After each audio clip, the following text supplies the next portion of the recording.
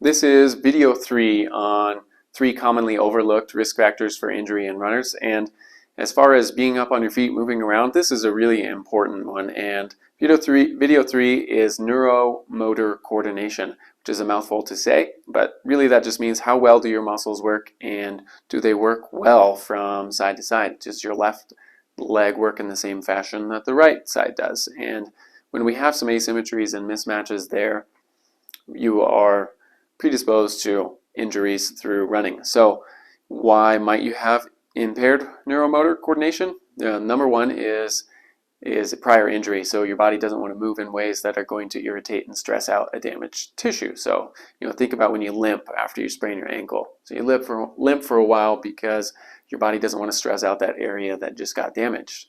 And we run into problems when that pattern sticks around. Even if you don't notice it happening anymore consciously, there's still pieces of that limp that may stick around even years after that injury.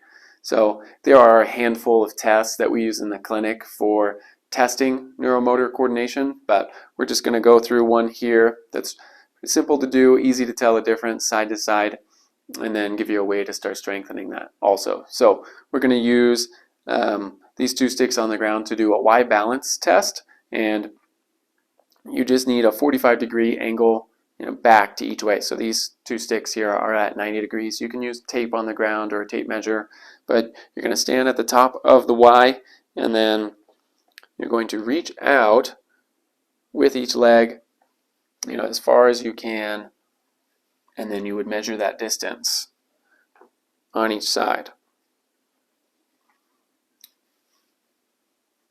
And along that line, if you have a difference in your range of motion greater than 1.5 inches, then your risk for injury goes way up.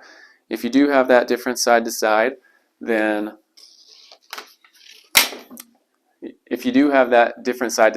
we want to make sure we can strengthen that pattern.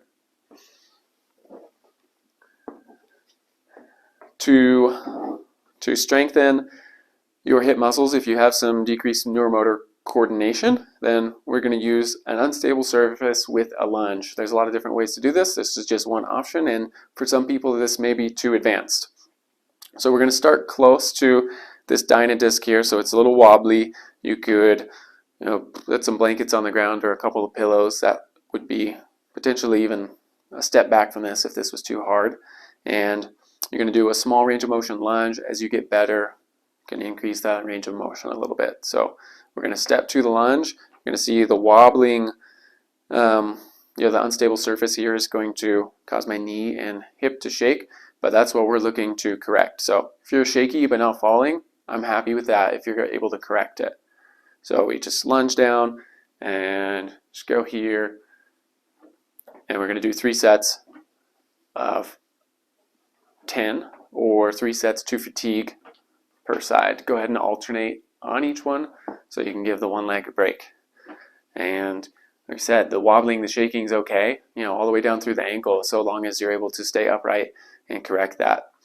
Starting out, you may want to do this next to a wall, just in case you have the need to fall down. You can stabilize or support yourself there by grabbing onto something. So maybe put a chair next to you, or just do it next to the wall so you don't fall down and hurt yourself.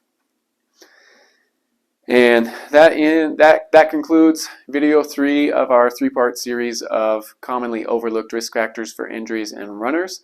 So give these a try. Make sure you are strengthening your diaphragm and eating enough protein, and good quality protein at that, and make sure your muscles are well coordinated and they do the right thing from left to right side.